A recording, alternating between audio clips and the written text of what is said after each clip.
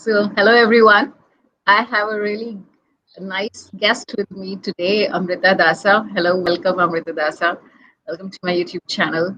Namaste. Thank you. And I want to just introduce Amrta Dasa a little bit for those of you who don't know him. Amrta Dasa was born in Brazil.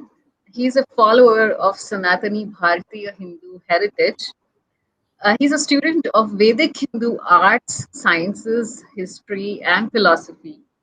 He owns a tourism agency that takes Brazilians to India.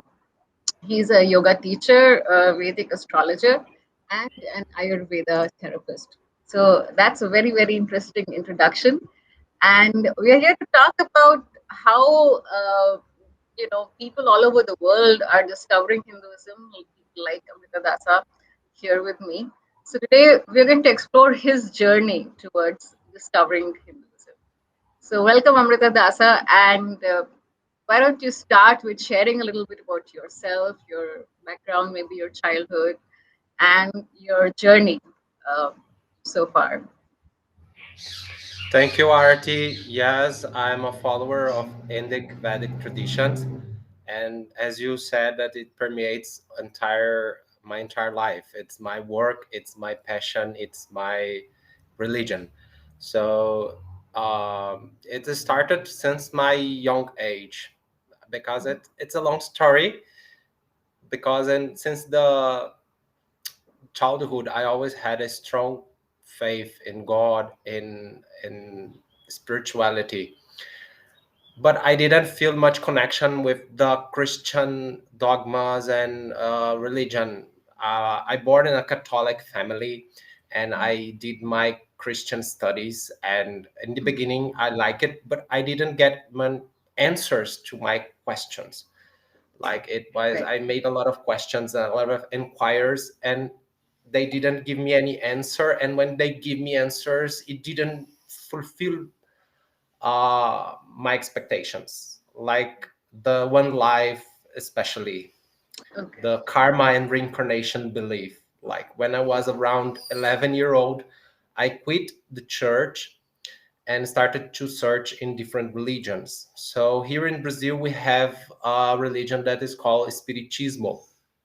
It's founded by a French scholar, Allan Kardec. He studied the Vedas, and he created the Book of Spirits. It's like a mixture of Vedic ideas like karma and reincarnation, but with the biblical ethos. So they believe in Jesus and the Bible, but at the same time they preach karma and reincarnation. It's a little confusing, but it became very popular here in Brazil. I So see. it's the most close religion that I have with Indic ideas in my childhood. So I started to study with them, and at the beginning was nice, but later also I wanted more. So I found a group of like, it's kind of new age. They are like gnosis. They studied like all religions, and they speak that all religions talk about the same thing, and it's quite interesting. You can study a little bit of Greek ancient religions, the Mayan religions, and the Hindu religions, and everything, even the Bible and Quran.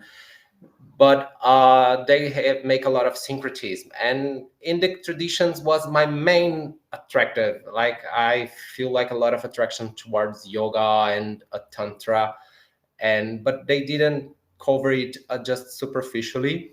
So I tried to search for more information on this regard, and then I met the yoga and the Hare Krishna movement here in West.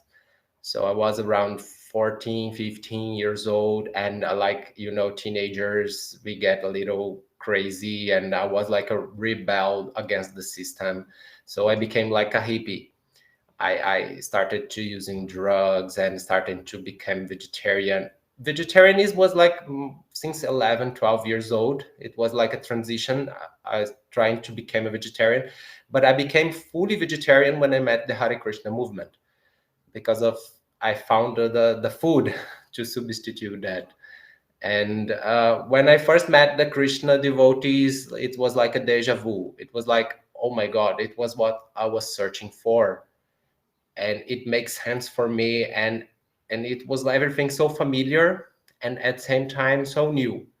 So I became very attracted and started to read the Bhagavad Gita and the Puranas, and I became a lot of interest in this kind of topics. And later I made a TTC, a teacher training course on Hatha Yoga and Vedanta on the line of Swami Shivananda from So, oh, Rishikesh. where was this? In Rishikesh. Okay. No, it's in the line of Swami Shivananda from Rishikesh, Okay. but the Okay. course I made first in Brazil, in South Brazil, in Garopaba. Okay. Uh, and later I made a second training course in Rishikesh in India, but it was small, in the same line of Swami Shivananda, Vedanta. And I started to study also Ayurveda, Jyotish, and it was like started to become my passion. And then I wanted to go to India. Like it was like India was the source of all this knowledge that changed my life. So it creates a huge desire in me to visit India, to know India. And it was very difficult. As a Brazilian, our money is not so valuable as the dollar and the euro. So it was a little difficult to go to India. And first time it was in 2009. uh, and later I took many years to collect again. Then I found a way that I opened a business of tourism, working with Brazilian tourists, taking them to the India for tourism and Ayurveda retreats. So I found a way to work also then to be in India and travel India. So every time I came to India, I spent like 6 months per year traveling around and visiting yatras. And uh, till now, I visit around 13 states, and mostly like Shakti Pitas, the Vaishnava Dhammas, the Shiva Jyotirlingam mandirs. I try to focus on these historical places, like ancient sacred places.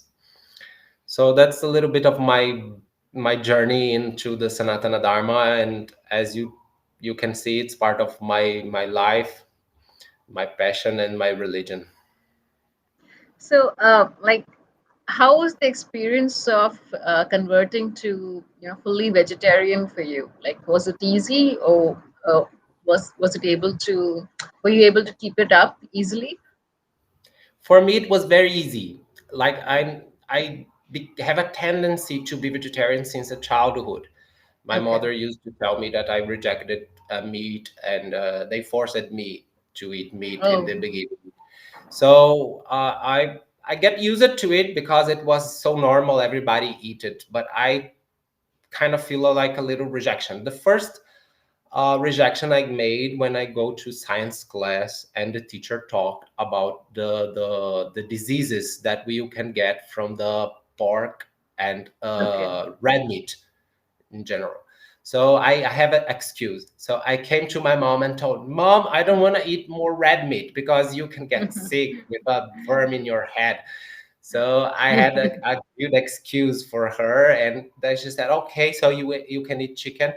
So she gave me a lot of chicken those times, and then that was my meat in from my 11, 12 till 14, 15 years old. I eat it, chicken and fish sometimes, but no red meat. And when I get around 15, I think I eat so much chicken that I get like, oh, I can't even feel the smell. Like it's grassy. And I started to see meat like what it is, like a meat, a dead body. So I watch it to the meat in the table, and I see something disgusting, something like a dead animal, like decomposing, and people eating its flesh. It's so disgusting. And today I don't even feel any kind of attraction. I feel a lot of disgusting for meat, any kind of meat.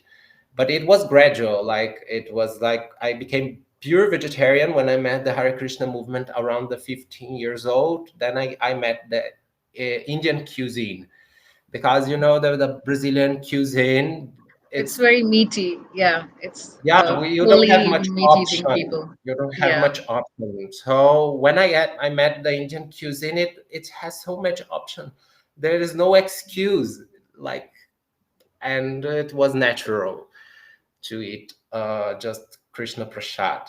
So it's like a higher taste. When you taste something that is better, you don't feel attached for the things that you left behind. right. So, about Hindu Dharma or Hinduism, so what part of it like appeals the most to you? So, I mean, there are many aspects of Hindu Dharma, but what part of Yeah. it draws you in, keeps you going? That's a tough question because, as I told, I love Hindu Dharma as an all Sanathani paths. Even I follow Vaishnava. I accepted a Vaishnava guru, and I love Krishna. I will never left Krishna.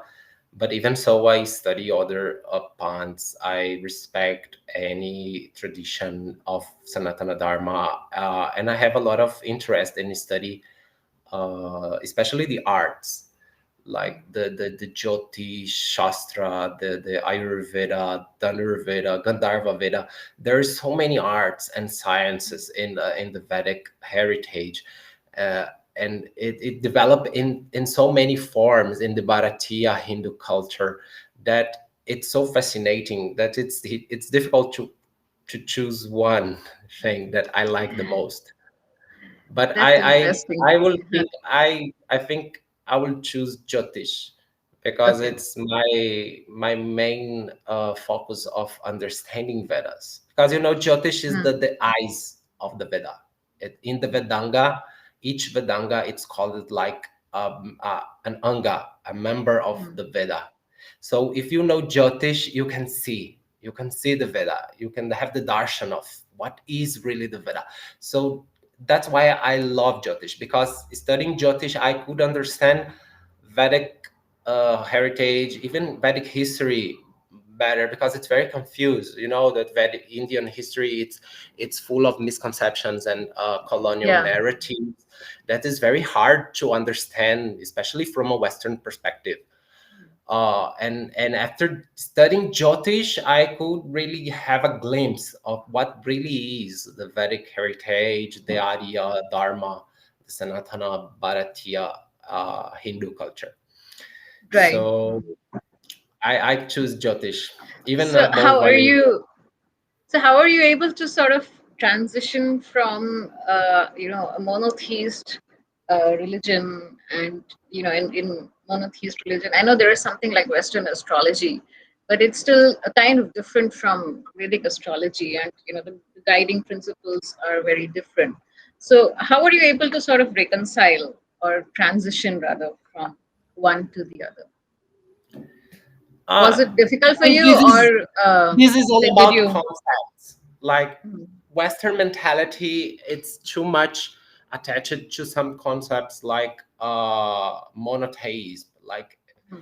this is a half truth. Like if you study Gita, you can understand that a God is one, but at the same time he's also two, and he's also three, and he's also infinite. He's Right. everything, and he's also zero. The Vedic mathematics show that. That's why I say that Jyotish is incredible, because you can see from mathematics how God is at the same time one, two, three, zero, and infinity. He's everything and he's nothing. So it's just concepts like polytheism. They claim, oh, Hindus are polytheists. What is exactly Hindu polytheism? Is the diversity of religions. It's not one dogma, but the Right. diversity that people have to follow different paths. If you see the Yeah. Vaishnavas, some people they attach it to this monotheism and try to Mm. explain the Yeah. Bhakti devotion with monotheism. That is a simplification that can work for the Western mindset, but it's not entirely true. Uh, for the followers of the Vishnu, the Vaishnavas, it's natural that they follow Bhakti, they follow love. for Krishna, for Rama, because the essence of love, bhakti, it's a relationship between two people, not three, four, five. So you love Krishna, he's everything for you. It's not that other gods are not important or not relevant, because if you read Gita, Krishna himself says that he expands, and it's everything connected. uh, but if you are attached in bhakti yoga, in love relationship, when you love someone, you don't want anyone else. That's the nature of love. That is bhakti. That is, so the Krishna devotees, they have this attachment to Krishna, and that's completely fine, because that's the nature of love. But that's not about tattva siddhanta, that there is only one perspective of God. Right. God It's is not right one. to equate it to monotheism, which asserts that there is only one God. Whereas Yeah, I in, don't I don't yeah, that's like, like very exclusivist principle. Whereas what you're saying in Bhakti is because that it's a we biblical choose concept. one. Yeah. It's a biblical Right. concept, and if you use it, you can attach all the others implications that came with it. So I don't like to use it. And for me, Hindu Dharma, Sanatana Dharma, is at the same time monotheism and at the same time polytheism. It's just the perspective. It's just human perspective. Like, we humans create these perspectives, these theories, to try to understand God. But the Shastra say that God is not possible to really understand. Like, you can't put him in a concept, like in a box. Like, it's like the Brahminical tendency that we need to, God is mine. It's just my version of God is the only truth, Right. and this is not very wise. Yeah, that's an important point because so I was just asking you these questions because a lot of people who come from a Western background, they have these same confusions, Yeah, equating monotheism with the movement, and equating choosing your Isht Devta with the idea of exclusivity. So what you've said would make a lot of sense to many of these people and to a lot of people who have these questions about this very common confusion. Because, like you were saying, it's about boxing God into your ideas of what he or she should be. yeah. Right. To be honest, sometimes I even sympathize with the some more fanatic Hindus that claim that Westerns can be real Hindus. Like, because it's really hard. You can Yeah. see, like, most of the if in any school, be it yoga, Vaishnava, Shaiva, Shakta, all of them are stuck in some Western mindsets. So it's very difficult. I respect and I love a lot all these Hindu traditions and the Western devotees that follow it, but I feel that there is a lot of confusion among themselves Mm. on Right. many concepts, especially regarding Indian history and in the concepts that changed a lot. That's the history problem, because history is still told with the Western mindset. Like, Hindu is a Western concept, and it still permeates the mindset of academia. And if these don't change, it's difficult for the Western mindset to understand what really Hindu is. That's why I say that That's a justice is problem so everywhere, important. actually. Even Hindus in India don't know their own history. So I think that's a common problem because the history itself is missing. Like the right history is Yeah, not that popularly available. Not, I mean, I think that problem is changing now, but it's a problem of just wrong history being taught for a very very long time. So, coming to this idea of wrong conceptions of Hinduism and the Western mindset, how they look at Hindus. So, I've seen like a lot of people, objecting to disrespect of Hinduism and so-called, mislabeling of Hinduism or calling us as Hindutva with the agenda of demeaning us or spreading Hindu phobia. So, I mean, I know many people are taking offense at that, but at the same time, there's a global Hindu community which somehow sees themselves as separate from this movement of resisting this kind of Hindu phobia. So, what is your take on that? Like, do you feel like, Hindus outside India, especially, do you think they can be more involved in this? Do you think it affects you in some way when they I make think these it's kind of statements? happening. It's happening, but it's like in the beginning, like it's the Western Hindus, they are starting to realize the colonial traps slowly.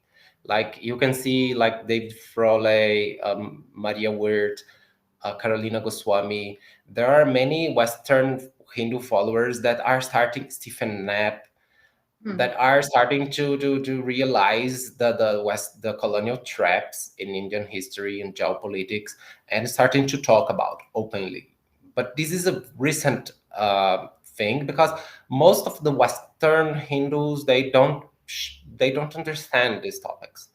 It's very tough, like, to talk about these topics, because what the perspective of the mainstream people here have, it's about the media, what media shows. Mhm. That's the problem. There's a lot of lack of uh, communication and education about the Vedic history, and like there's a lot of misconceptions that are slowly being cleared up in the social media, but in the academia it still persists, this hate towards Hinduism and these colonial labels about caste. Everything is, it's viewed as caste. They are obsessed with caste, as if Western don't have caste monarchies even today. Like Right. they are so obsessed with the Hindus having a caste, but they don't care that the British have a queen. That is a caste Mhm. position. Right. And mm, like, but if you started to talk, they started accusations. Oh, but the caste. Oh, but the Dalits. Oh, Sachi. And there is a lot of narrative. Then now the media, the rapes in India, and a lot of, a lot of hate narrative that India suffers. And these people are victims of this narrative. And that's why many people don't accept Hindu Dharma, or if they accept, they are shy to say they want to associate with something else, because there is a lot of bad propaganda, there is a lot of hate. It's mainstream, and it's veiled. Like you, if you look, like, it don't really, oh, Hindus are not oppressed, Hindus are accepted, because, but there is not true. The hate is there, and it's veiled, and it's mainstream. People see Hindus as polytheists, as idol worship, as this is something bad. For the Western mindset, this is something evil. Oh my God, he's a idol worships. So what? They also worship, I don't know, many idols in the modern life, like pop Right. star. Yeah, of course. They idolize something else, like Yeah, celebrities. At least we they are just idolize idolizing only something the else. Yeah, divine. some celebrity. Yeah. Yeah. So Yeah. that's the main thing. That's so much hate. There's so much misconceptions, and a lot of confusion in the minds of the scholars and the followers of the Indic traditions. And this is something that the Hindus are starting to contest now in India. We know about the Hindutva movement in India. It's growing. The Hindus are not apologetic anymore.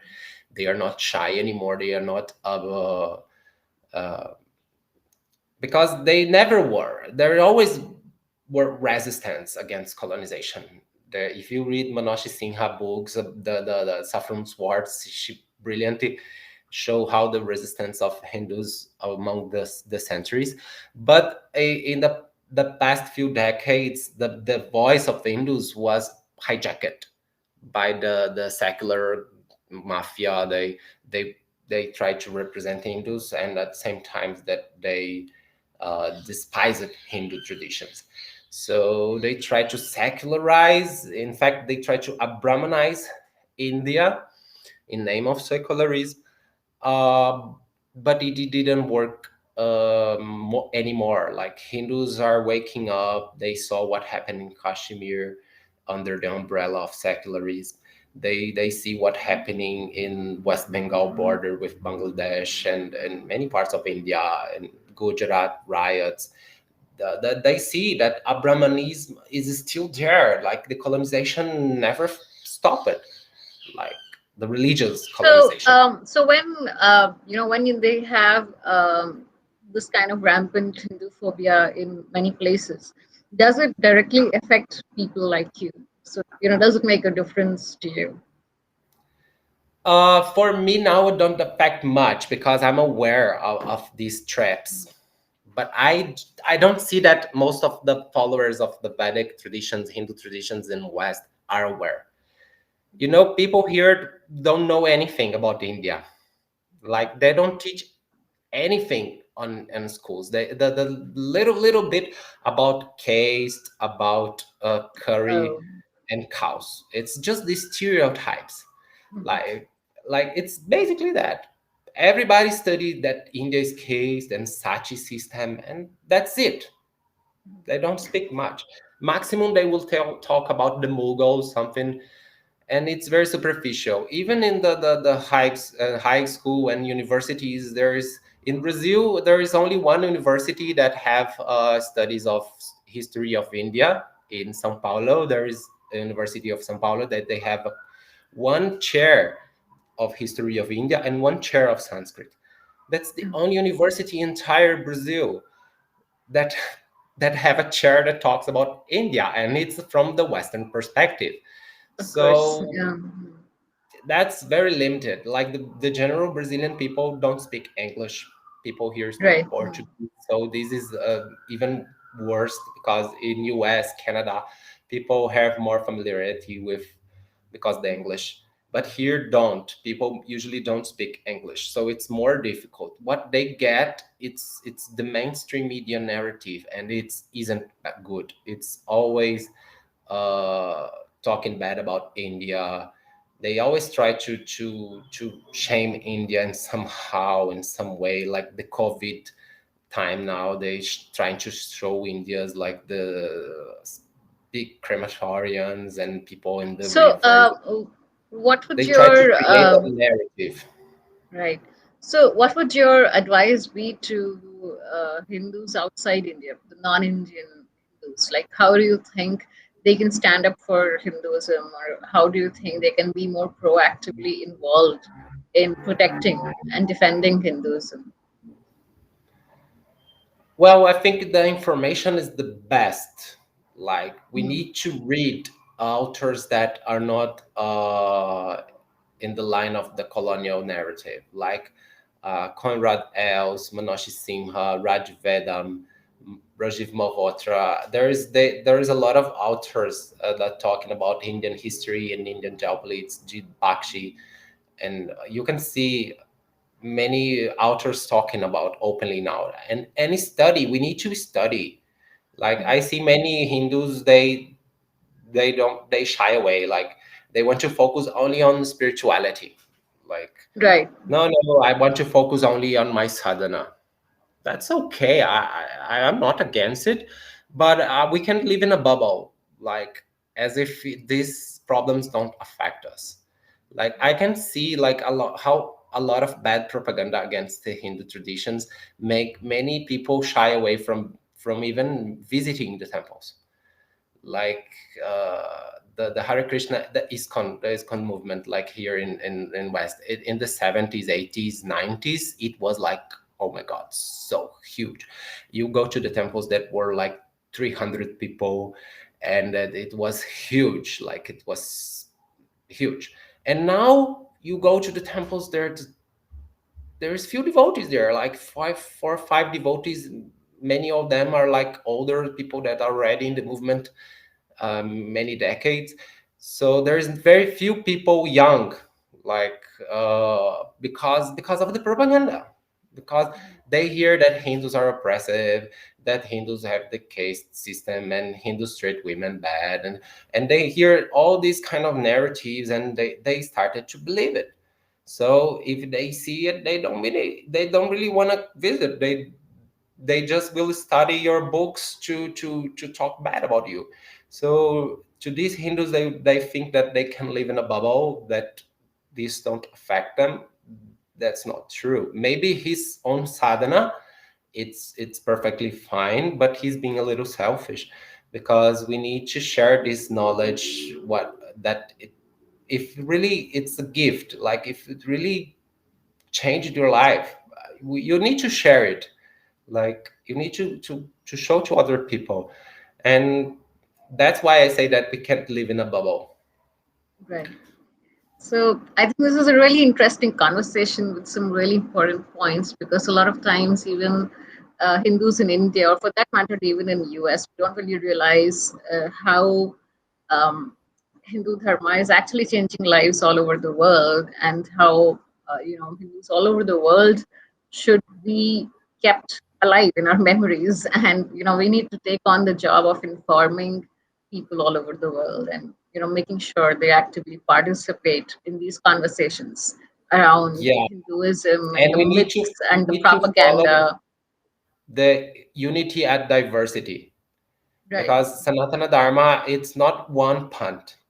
It's not just Vaishnava pant or Right, Shaiva and pant. we don't need to choose between like one path of spiritual worship versus another path of spiritual worship when it comes to standing together for protecting the Yeah, dharma itself.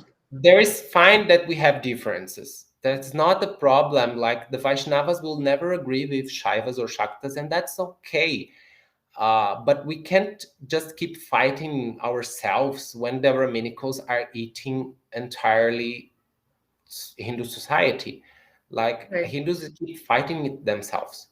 Like they try to debunking the other pants, and when they come to Purva Paksha for Brahminical, they don't. Oh no, all religions are the same. Let's celebrate diversity of religions. So that Yeah, makes no sense. Like a yeah. Brahminical religion is a dogma that is imposed, and it's not Vedic. It's contrary to Vedic system. It's And we need to flip it. We basic need to system. we need to completely flip it, basically. Yeah, and if we keep fighting ourselves, we will be slaves forever. Right. Okay. So I'll close it here, and thank you, Amrta Dasa, for taking out the time and having this conversation with me. And if anybody has questions for Amrta Dasa, or if you're in Brazil and you want to connect with him, please do leave your questions or your comments in the comments here. And do subscribe to the channel and share the video so we can reach more Hindus all over the world. So thank you for listening, and thank you, Amrita Dasa, so much for joining. Thank you, Namaste. Arti. Nityananda. Yeah.